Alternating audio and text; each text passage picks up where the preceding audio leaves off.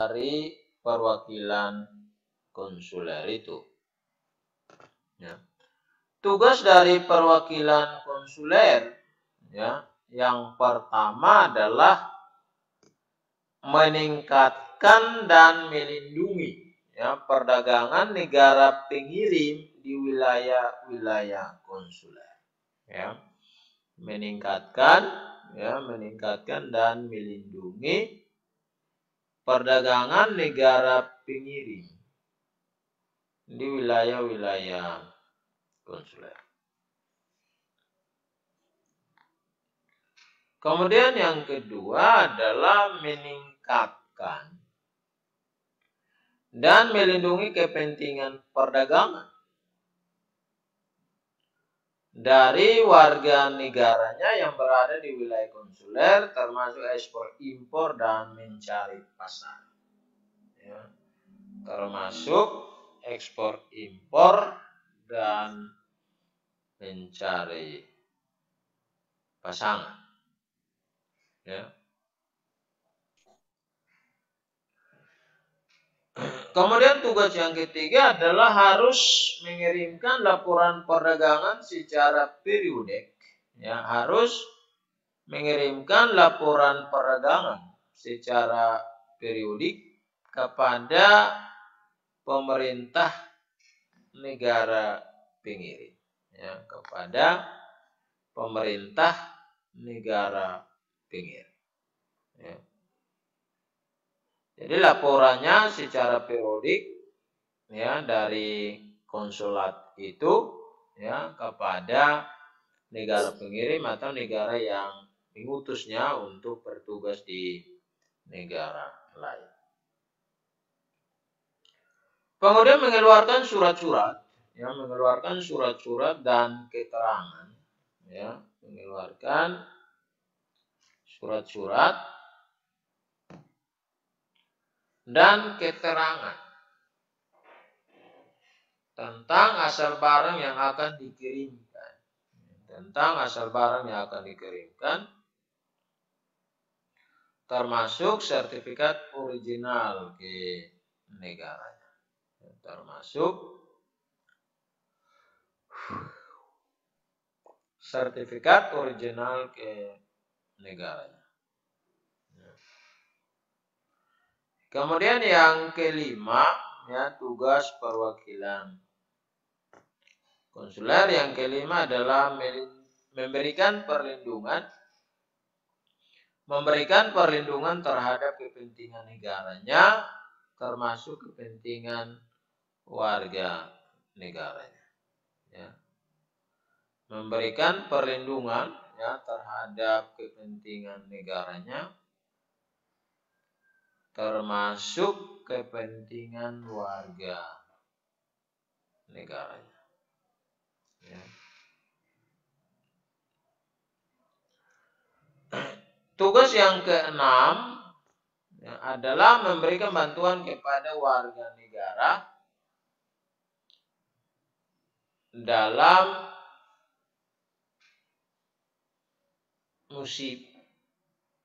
hal mengalami musibah, ya, memberikan bantuan, ya, bantuan kepada warga negaranya dalam hal terjadi musibah, ya, dalam hal terjadi musibah. Ya. Kemudian yang ketujuh adalah melakukan tugas-tugas notaris, ya, melakukan tugas-tugas notaris seperti legalisasi dokumen dan surat-surat penting, ya. Melakukan tugas-tugas notaris seperti legalisasi dokumen, ya, legalisasi dokumen dan surat-surat penting. Mengadakan autentikasi dokumen, menerjemahkan dokumen-dokumen ke dalam bahasa setempat. Itu tugas dari konsulat, ya, melakukan tugas-tugas notaris. Ya. Nah, hubungan perwakilan konsuler dengan perwakilan diplomatik. Ya, bagaimana hubungan antara perwakilan konsuler dengan perwakilan diplomatik? Hubungannya pertama, tugas perwakilan konsuler hanya terbatas pada bidang komersial. Ya, itu seperti sudah saya jelaskan, perdagangan dan pelayaran. Ya. Namun dibandingkan dengan tugas perwakilan diplomatik, maka perwakilan konsuler itu memiliki banyak variasi. Ya, karena di bidang komersial sehingga banyak variasi yang harus dilakukan. Kemudian secara teknis, perwakilan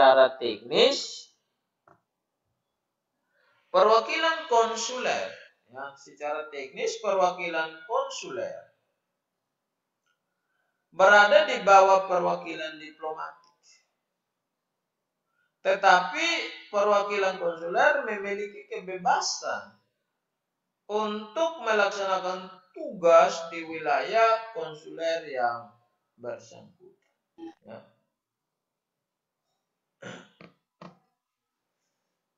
Ya, sekali lagi, secara teknis perwakilan konsuler berada di bawah perwakilan diplomatik.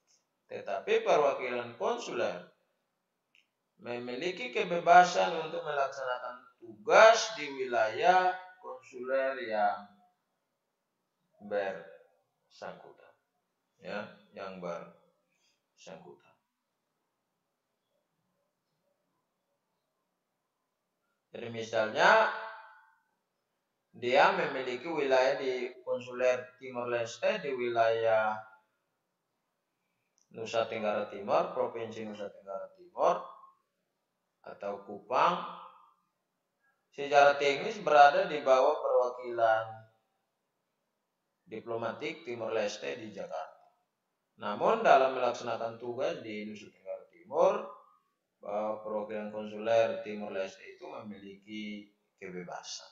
Ya, memiliki kebebasan. Nah, yang ketiga, dalam keadaan khusus. Ya, dalam keadaan khusus. Dan atas kesepakatan antara negara pengirim dan negara penerima, perwakilan konsuler dapat melaksanakan tugasnya di luar wilayah konsuler atau bahkan negara ketiga. Dan yang kedua, tugas perwakilan konsuler dapat dilaksanakan oleh perwakilan diplomatik. Jadi dalam keadaan khusus dan atas kesepakatan antara negara pengirim dan negara penerima. Nah, perwakilan konsuler dapat melaksanakan tugasnya di luar wilayah konsuler atau bahkan negara ketiga. Yang kedua, tugas perwakilan konsuler dapat dilaksanakan oleh perwakilan diplomatik. Ya, dapat dilaksanakan oleh perwakilan diplomatik. Apabila terjadi pergantian pemerintahan negara dan pemerintah itu tidak diakui oleh negara pengirim, maka perwakilan konsuler dapat tetap melaksanakan tugasnya. Dengan syarat konsuler harus mempertimbangkan situasi politik di negara tersebut termasuk perubahan-perubahan yang terjadi. Jadi kalau terjadi pergantian pemerintahan, negara penerima tidak mengakui pemerintahan itu, tidak mengakibatkan tugas perwakilan konsuler itu menjadi berakhir. Tetapi dia tetap melaksanakan tugas dengan syarat konsuler harus mempertimbangkan situasi politik di negara tersebut termasuk perubahan-perubahan yang terjadi. Ya. Kemudian konsuler harus mempertimbangkan sejauh mana kepentingan negara pengirim di negara penerima. Konsuler harus mempertimbangkan sejauh mana kepentingan negara pengirim di negara penerima. Ya. Dan yang ketiga, konsuler harus mempertimbangkan efektif atau tidaknya jika perwakilan konsuler tetap diteruskan. Ini 3 hal yang harus dipertimbangkan. Jika ternyata pemerintahan negara pengirim tidak diakui oleh negara penerima. Ya. Nah, yang berikut adalah hak kekebalan dan keistimewaan perwakilan konsuler. Ya, hak kekebalan dan keistimewaan perwakilan konsuler. Hak kekebalan dan keistimewaan dari perwakilan konsuler itu adalah pertama, larangan memasuki dan pemeriksaan gedung perwakilan, sarana prasarana, arsip-arsip atau dokumen di dalam, kecuali adanya kebakaran atau keadaan terpaksa lain. Ya, kecuali adanya kebakaran atau keadaan terpaksa lain. Yang bersangkutan mahasiswa FHP ada dalam grup. Karena bilang sudah pindah fakultas. Sudah pindah teman-teman. Ini bagaimana? Yang apa? Ada apa itu? Perempuan yang ada apa itu? Yang perempuan ya. Halo. Off nih, kasih mati mic dulu.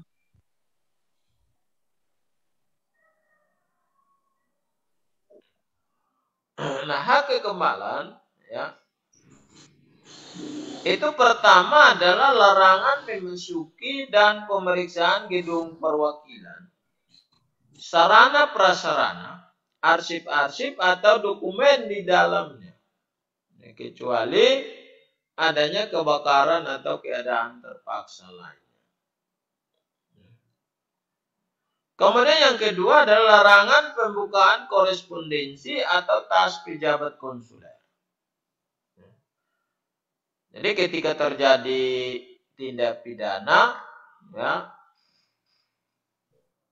pihak keamanan dari atau pihak berwajib di negara penerima tidak boleh memasuki dan melakukan pemeriksaan gedung perwakilan, termasuk sarana prasarana, arsip-arsip atau dokumen di dalamnya, kecuali adanya kebakaran atau keadaan terpaksa lainnya. Kecuali adanya kebakaran atau keadaan terpaksa lainnya. Jadi kalau hak kekebalan itu kebakaran dan keadaan terpaksa boleh masuk. Kemudian larangan pembukaan korespondensi ya atau tas pejabat konsuler. Ya.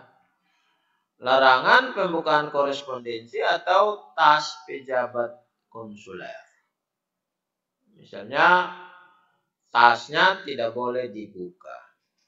Kemudian kewajiban perlindungan disertai larangan tidak boleh diganggu gugatnya pejabat konsuler, staf dan keluarganya. Ya. Kewajiban perlindungan ya, disertai larangan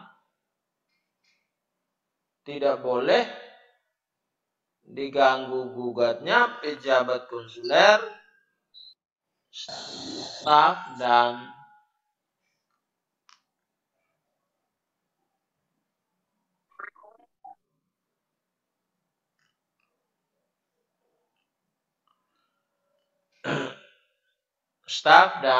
keluarganya. Itu bagian dari hak kekebalan. Ya.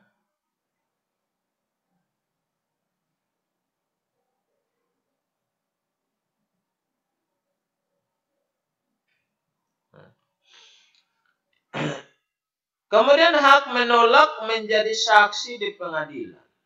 Ya, dia punya hak menolak menjadi saksi di pengadilan. Kemudian bebas dari penangkapan, ya, bebas dari penangkapan, penahanan dan pengadilan negara penerima, ya, dan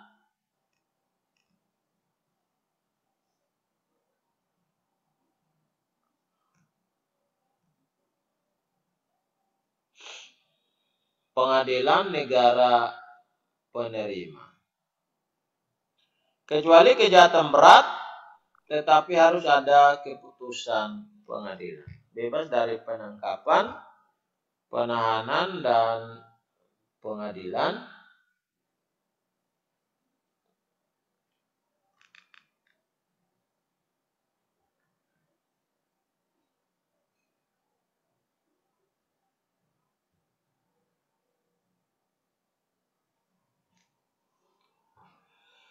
Kecuali kejahatan berat, ya, tetapi harus atas keputusan pengadilan.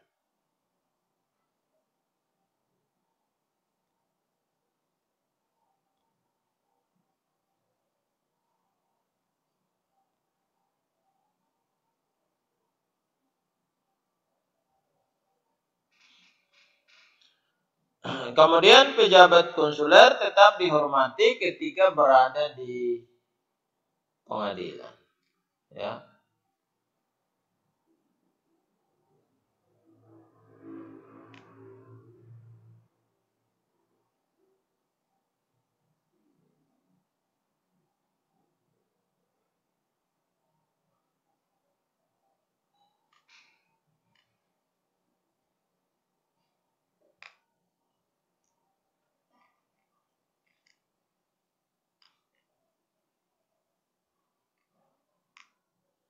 Ya, jadi ada 6, ya.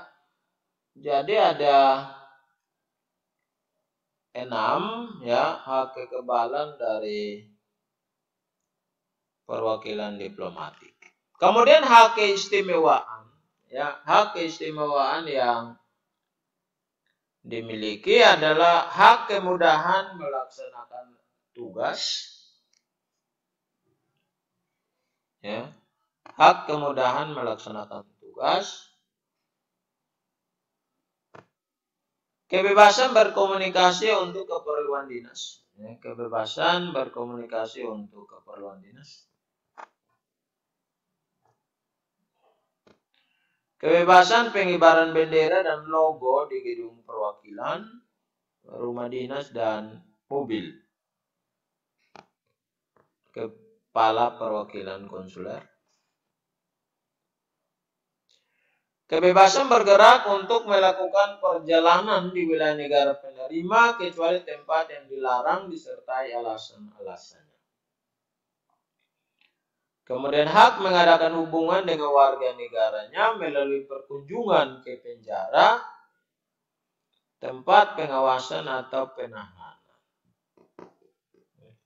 Dan yang keenam, hak mengunjungi, ya, hak mengunjungi warga negaranya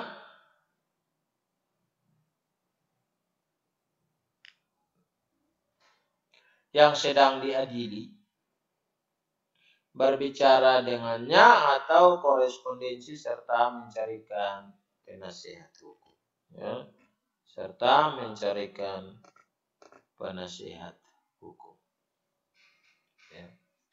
Itu tugas hak kekebalan dan keistimewaan. Kemudian pemutusan hubungan diplomatik dan akibatnya terhadap perwakilan konsuler, ya. Bagaimana akibat hukum yang timbul ketika negara itu terjadi pemutusan hubungan diplomatik terhadap perwakilan konsuler? Kalau pemutusan hubungan diplomatik dapat mengakibatkan hubungan konsuler itu tetap atau tidak perlu dilakukan pemutusan hubungan konsuler. Jadi pemutusan hubungan diplomatik tidak mengakibatkan terjadi pemutusan hubungan konsuler, ya. Tetapi dapat juga pemutusan hubungan diplomatik dapat mengakibatkan pemutusan hubungan konsuler. Karena atas persetujuan negara penerima, negara pengirim mempercayakan pengawasan gedung perwakilan konsuler, sarana prasarana dan arsip-arsip kepada perwakilan negara ketiga, termasuk perlindungan kepada kepentingan warga negara. Jadi pemutusan hubungan diplomatik ada yang tidak menimbulkan akibat terhadap hubungan konsuler atau hubungan konsuler tetap ada. Tetapi dalam situasi tertentu, pemutusan hubungan diplomatik dapat juga mengakibatkan terjadinya pemutusan hubungan konsuler. Mengakibatkan terjadinya pemutusan hubungan konsuler. Ya. Atas persetujuan negara penerima, negara pengirim mempercayakan pengawasan gedung perwakilan konsuler, sarana, prasarana, dan arsip-arsip kepada perwakilan negara ketiga.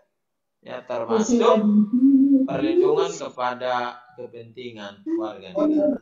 Ini akibat yang timbul ketika terjadi pemutusan hubungan diplomatik. Ya, ketika terjadi pemutusan hubungan diplomatik. Nah, itu adalah tentang materi tentang perwakilan konsuler.